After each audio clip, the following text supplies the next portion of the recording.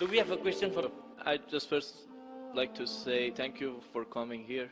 And my name is Puya, so I'm a student drama, and I come from Iran, not Iraq. Iran, the old name Persia. So I come from a religious family. My family are Muslim, but I born as a Muslim, but I didn't want it to born as a Muslim because, so as a family I born, but still I haven't accepted Islam because of some certain points.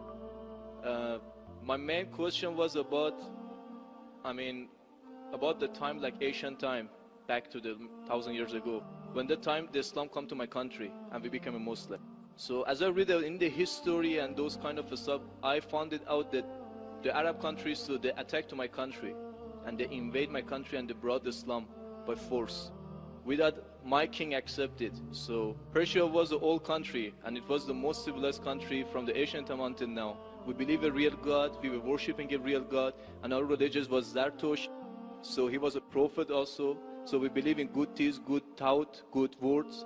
So even Cyrus the Great, he was the king of the world and he was doing a lot of good things. Even some people, they was confused that they call him Masih. He was doing many good things, but he was never said, I'm a prophet, I'm a God.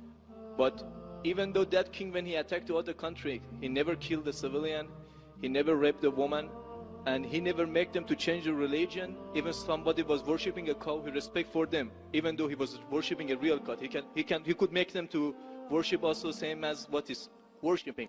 But in the Islam way, if you're gonna promote your religion, doesn't mean that you have to force it to somebody else or you have to make them to accept that religion, because human being means freedom. So anyone, they should have a right, human rights. So maybe those people, they didn't want that religion, so why they have to attack and to bring it by force? That was the main question that made my heart a bit to make me to my belief go down. So brother, are you Parsi? Pardon? Yeah, I'm from Fars. Are you a Parsi? You mean Farsi? Are you a Parsi? Are you a Zoroastrian? No, I'm not following any religion. You don't belong to any religion. I don't believe. But you said your parents were? My parents are Muslim, but because of this confusion and stuff, I never try to follow the religion. I just believe in real God and doing the good things. So you believe in real God and good things. What are the good things? Where you get the good things from? Good things like I don't harm the others. Whatever I'm doing, not try to harm the others. That's the first thing. As much as you can do the good things, even helping the others, and believe in the real God, not worshipping a stone or leaf or whatever. And I believe God is single. But I didn't. So you have your own philosophy. So you want to bring a new religion? I'm not gonna make any religion. I'm just following my brain, because as I know, God gave us a brain. So I didn't make my mind busy by following the books. When I was 10 years old, I was just thinking until now even. So I tried to. Just thinking. He's saying God as long as not a stone. Who told you stone is not a God? Anyway, I'll answer your basic question. Your basic question is that Muslims came to Persia and they conquered and they forced people to accept Islam. So no one should force at all. I agree with you. Point to be noted is that today the media promotes that Islam was spread by the sword. I am aware that there are certain black sheep in the Muslim community and there are certain Muslim rulers who did wrong things. But as a whole, Islam was never spread by the sword.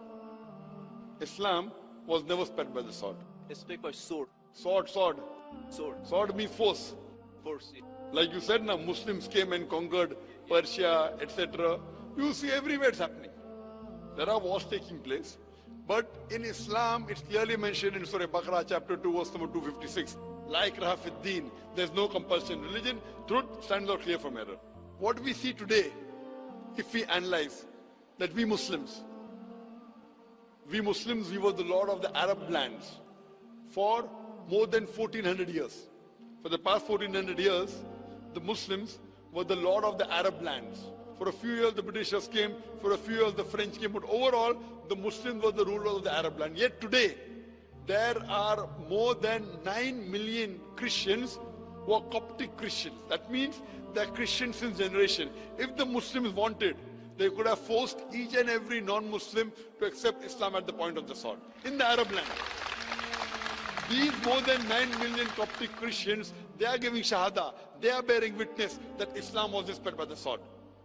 We Muslims, we ruled India for more than 1,000 years. We ruled India for more than 1,000 years. If we wanted, we could have forced every non-Muslim Indian to accept Islam as the point of the sword. Today, more than 80% of the Indians are non-Muslims. These more than 80% non-Muslim Indians, they are giving shahada, they are bearing witness that Islam was inspired by the sword. Which Muslim army has come to Indonesia? Indonesia today has the largest number of Muslims in any country, more than 200 million Muslims. In Malaysia, more than 55% of the citizens of Malaysia are Muslim. I am asking you, which Muslim army came to Malaysia? Your country, which Muslim army came? Which Muslim army went to the east coast of Africa? It was the business, it was the traders. When they came here, people accepted this religion. It is the media hype which talks about Islam was spread by the sword. Yes, there were a few people. There were a few black sheep of the Muslim community. Brother, you ask the question, you're listening or you're raising the hand? Okay, sure. You ask the question, you give the background, I listen to it, and now you want to raise your hand. I have not completed my answer. Okay, sure. Continue. If you ask the question, you should think. Because if you're thinking something, I'm a doctor. If you're thinking, that means you won't hear my answer. If I ask you to repeat, you won't be able to repeat 25%. So when you listen, you should give attention. I'm a doctor. I've done psychology also. So, this is the media hype. If you read Thomas Carlyle, historian, he writes in his book, Heroes and Hero Worship. He puts number one hero prophet as Prophet Muhammad. He's a Christian. He says, if every new idea originates in one man's head, it dwells alone in the full world. It will do little good if he takes up a sword and propagates it. You have to first get your sword. He's talking about sword of intellect. There was a survey done in the Plain Truth magazine, a survey in the increase of the major world religions in a span of 50 years. In a span of 50 years, from 1934 to 1984. In a span of 50 years, the increase in the major world religion. It came in Reader Digest, Almanac Yearbook, 1984. Number one maximum increase in religion, it's Islam, 235%. Christianity, only 47%. I am asking you, which war took place between 1934 and 1984, which forced the non-Muslim to accept Islam? Which war? Which war? Today, leave aside the past. Today, the fastest growing religion in America is Islam. The fastest growing religion in Europe is Islam. I am asking you, who's forcing the Americans to accept Islam? Who's forcing the Europeans to accept Islam? You were not there born. Were you present in the past? Arabs came to my land and forced. Where were you present? This is history. Many things in history is false. So that's what? Okay.